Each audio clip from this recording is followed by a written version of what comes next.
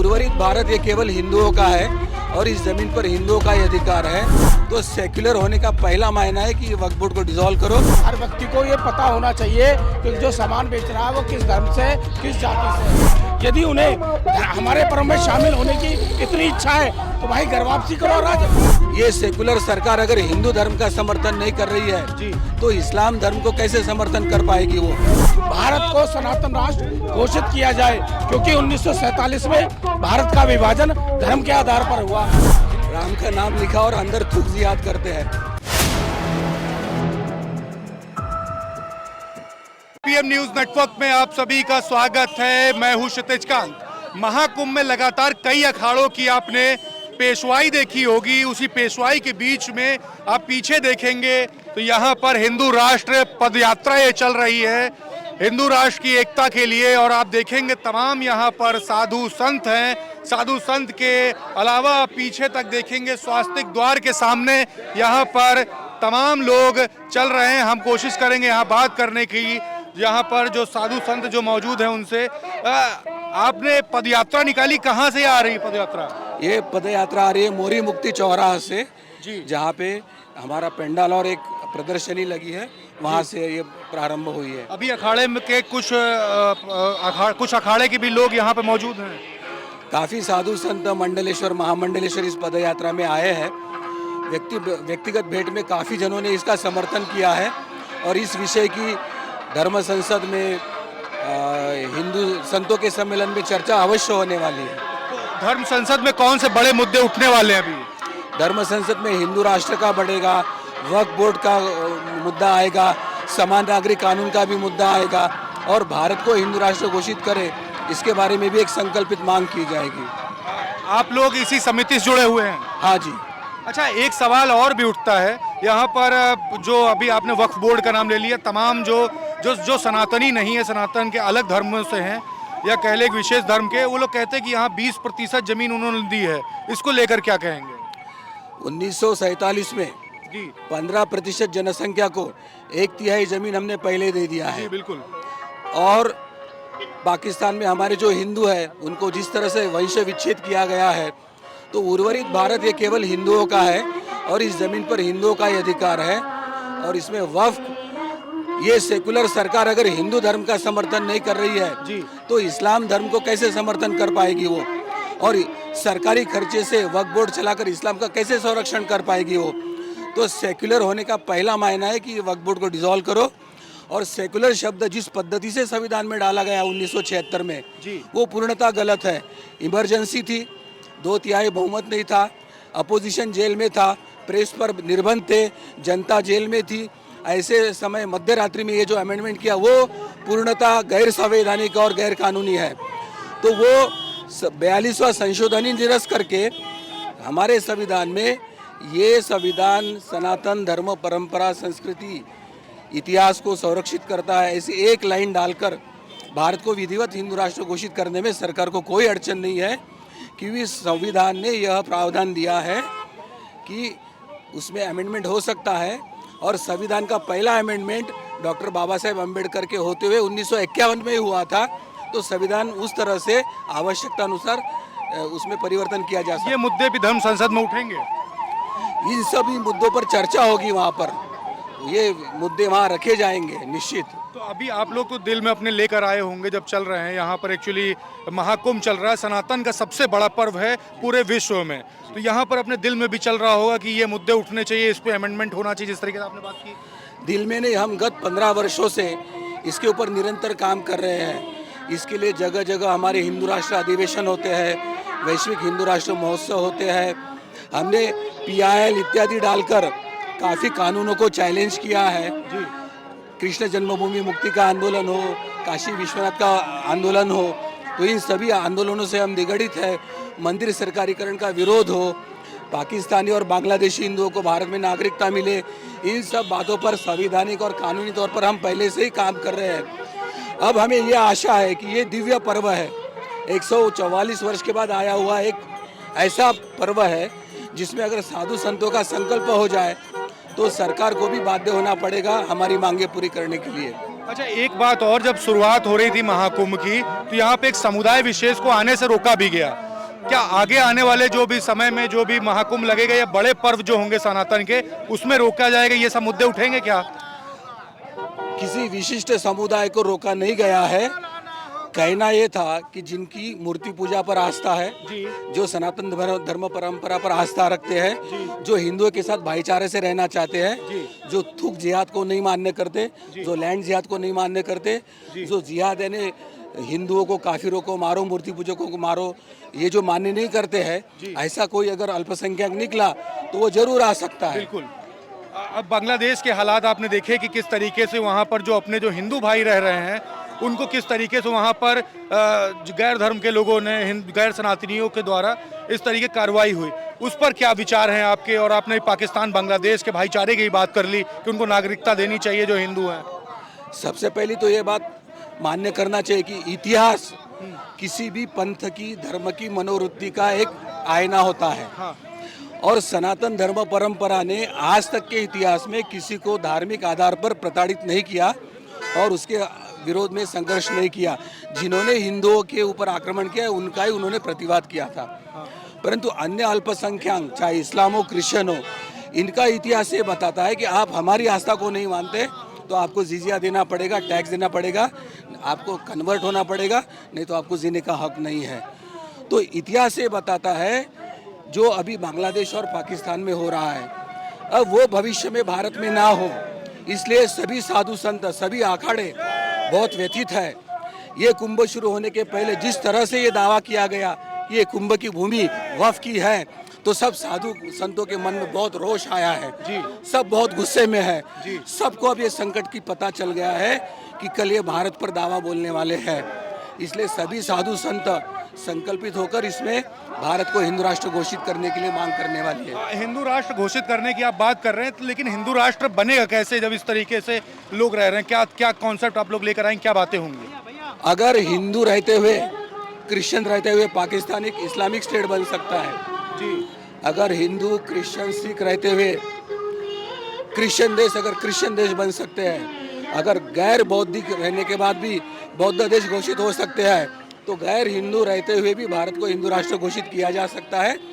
और जो इस संविधान के अनुकूल चलेगा उन सबका सम्मान यहाँ पे होगा, और जो इस संविधान के विरोध में काम करेगा तो न्याय व्यवस्था उस व्यवस्था के अंतर्गत जो कुछ प्रावधान है उसके हिसाब से वो दंडित करेगी। आपका सर नाम क्या हुआ? मैं डॉक्टर चारुदत्त पिंगले, राष्ट्रीय मार्गदर्शक हिंदू जन जागृति समिति। अच्छा सर, एक सवाल और भी होता है, एक नारा जो दिया जाता है कि हर घर भगवा लहराएगा, राम राज्य फिर आएगा। तो भगवा तो लहराने के लिए उनका वो जो मुस्लिम समुदाय के लोग वहाँ तो भगवा लहराने के लिए वो तो हमेशा मना करेंगे।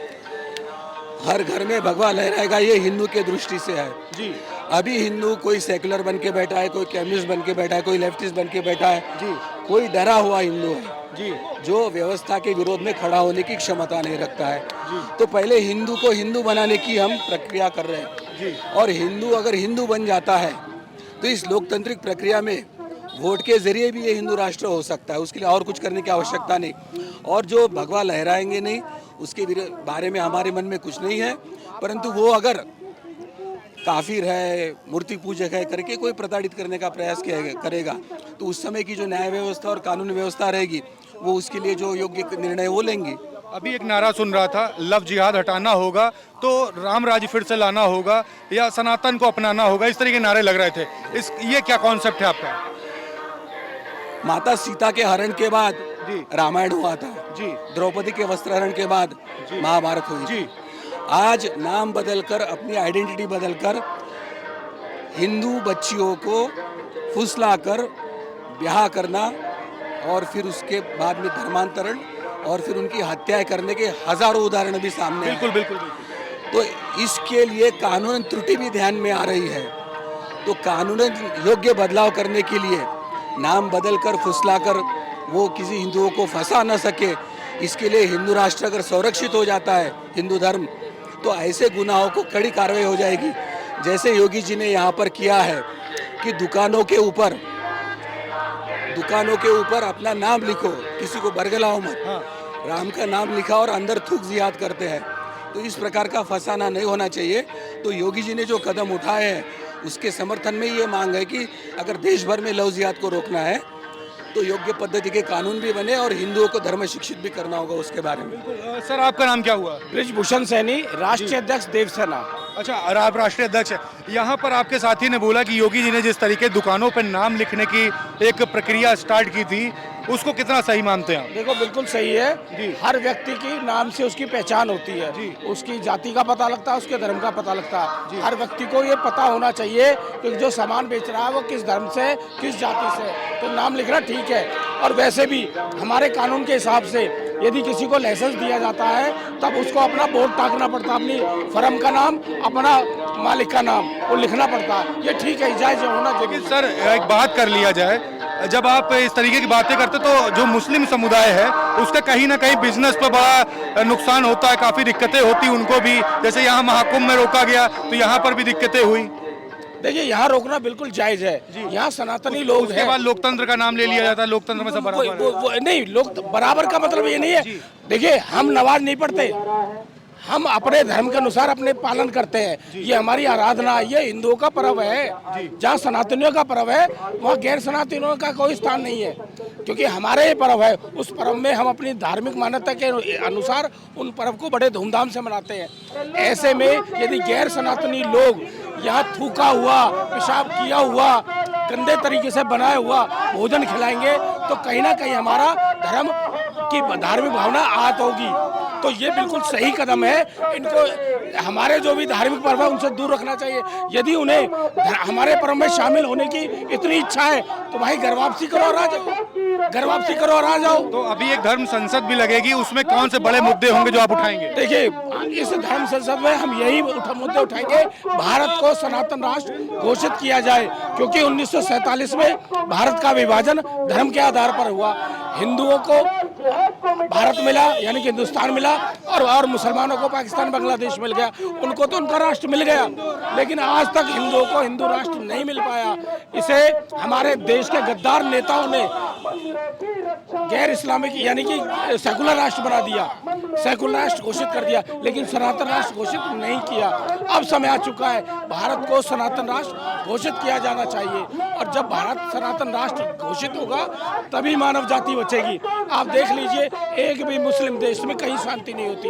अफगानिस्तान आपके सामने पहले तो ये गैर इस्लामिक लोगों को मारते हैं, फिर इस्लामिक लोगों को आपस में लड़ना शुरू कर देते हैं। वहाँ एक भी गैर इस्लामिक नहीं बचा। यही हाल पाकिस्तान में, यही हाल बांग्लादेश में। जहाँ भी मुसलमानों की सत्ता आ जाती है यानी कि वो मुस्लिम राष्ट्र बना देते हैं, तो गैर इस्लामिक लोगों का रहना तो बहुत दूर की बात, उनकी जान ही नहीं बच पाती। आज जो बांग्लादेश के हिंदू हैं उनके पास केवल एक मुद्दा है, हम अपनी जिंदगी कैसे, अपना जीवन कैसे बचाएं। इज्जत तो बच नहीं रही। आने वाले 10 साल में यदि हम सब लोग एकजुट नहीं हुए तो हम हिंदुओं की आखिरी पीढ़ी सिद्ध होंगे। क्यों होंगे? क्योंकि इस देश में 12 करोड़ रोहिंग्या और बांग्लादेशी अवैध रूप से रह रहे हैं, जो कि देश के दुश्मन हैं। और हमारे मूर्ख नेता इन्हें पालने का काम कर रहे हैं। जिनको गोली मारनी चाहिए थी, जिनको देश से बाहर निकालना चाहिए था, उन्हें हम पाल रहे हैं, राशन कार्ड दे रहे हैं, वोटर ID बना रहे हैं, राशन दे रहे हैं, मकान दे रहे हैं रहने के लिए, जबकि ये देश के शत्रु है। आप सुनिए, आप यदि पाकिस्तान के बॉर्डर पे जाएंगे, जाते गोली लगेगी और अंदर घुसे तो पूरी जिंदगी जेल में ठोक दिया जाएगा।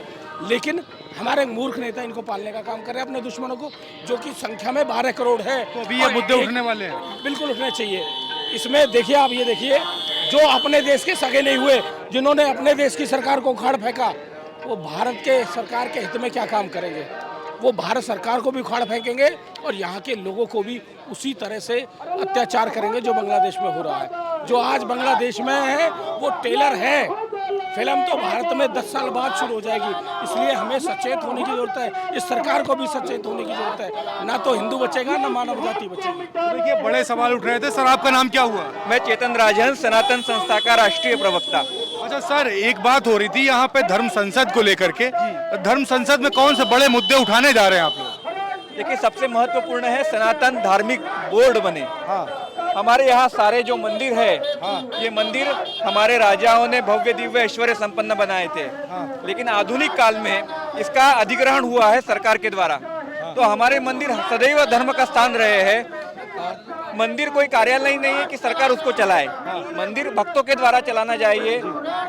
मंदिर जो है वो धर्म के अधिकारी लोगों ने चलाना चाहिए। इस दृष्टिकोण से मंदिर कौन चलाएगा, इसकी दृष्टि ने हमने उपाय योजना निकाली है कि सनातन धर्म बोर्ड बनाया जाए, और इसलिए आध्यात्मिक संस्थाएं, अखाड़ाओं के साधु संत और कथावाचक सब एकत्रित पिछले 3-4 धर्म संसद बैठते आए हैं, और इस बैठक में हम लोग चाह रहे हैं कि सनातन धार्मिक बोर्ड बनाया जाए जो मंदिरों की रक्षा के लिए होगा। अच्छा सर, आप लोग मुद्दे उठाते हैं, सनातन को लेकर के मुद्दे उठाएंगे, लेकिन कुछ लोग ऐसे भी होते हैं, अभी हमारे ही वीडियो के कमेंट बॉक्स में लिखेंगे कि धर्म संसद जब लगती है तो उसमें नफरत फैलाने का काम किया जाता है। इस तरह के कमेंट बॉक्स में तमाम लोग लिख के देखिए, सनातन धर्म जो है सर्वेशाम अविरोधेन है।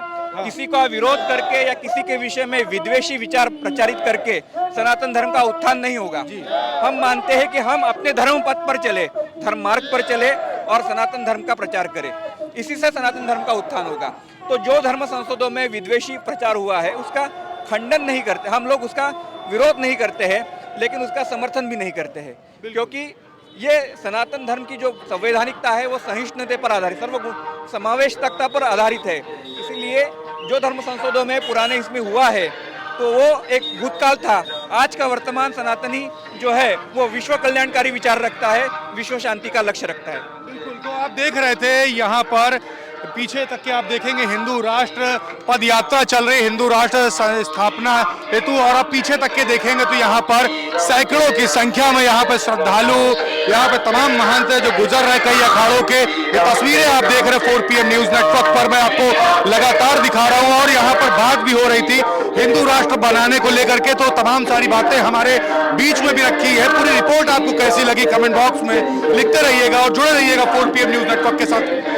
ग्राउंड रिपोर्ट के लिए यहाँ महाकुंभ से जुड़ी हुई तमाम अपडेट्स आप तक मैं पहुंचाता रहूंगा। मैं हूं क्षितिज कांत, कैमरा पर्सन शुभम के साथ 4 PM न्यूज नेटवर्क के लिए धन्यवाद।